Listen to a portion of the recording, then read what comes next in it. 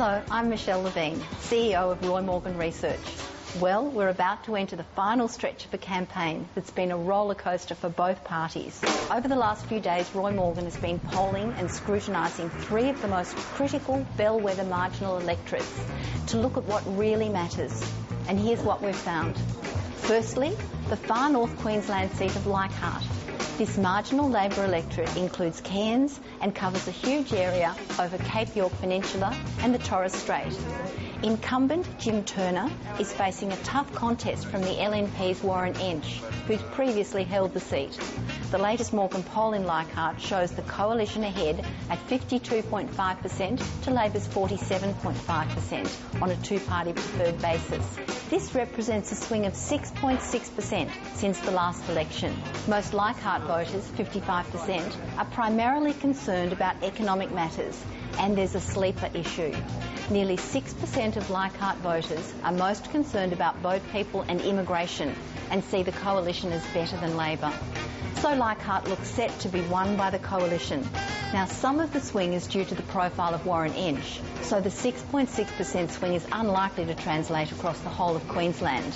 However, if the swing is even 4.6%, allowing about a 2% local member factor, Labor would also lose Longman, Flynn, Dawson, Ford, Petrie, and maybe even Brisbane or Moreton. Macquarie is another seat to watch. Macquarie covers the outer western and northwestern fringe of Sydney and takes in the Blue Mountains. Redistribution had a dramatic effect, and the seat is now held by Labor by a tiny margin of 0.3%. Sitting Labor MP Bob Davis is retiring, and the contest in Macquarie will be heavily influenced by the Green vote. The latest Morgan poll in Macquarie shows the coalition ahead at 53% to Labor's 47% on a two-party preferred basis. This represents a swing of 3.1% since the last election. During the Rudd government, Labor averaged 56% of the two-party preferred vote, and in the first Morgan poll, taken after Julia Gillard became Prime Minister, Labor's support increased to 60%. However, the honeymoon didn't last, and this latest poll shows the coalition set to win the seat. And if the 3.1% swing in Macquarie translates across New South Wales, we can expect to see the coalition also win Robertson, Page, and either Bennelong or Dobell. The final seat we're looking at this morning is Brand in Western Australia.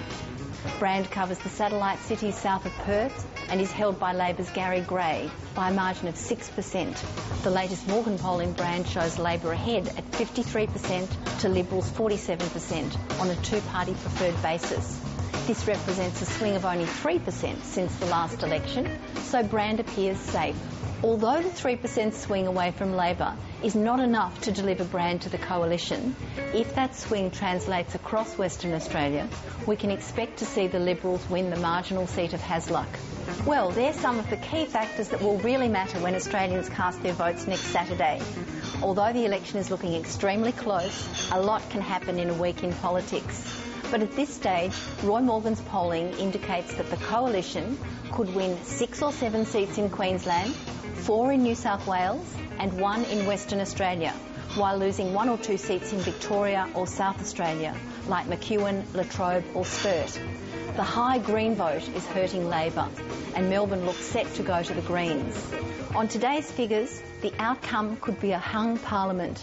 However, if the swing continues, the coalition could claim victory. May the best man or woman win.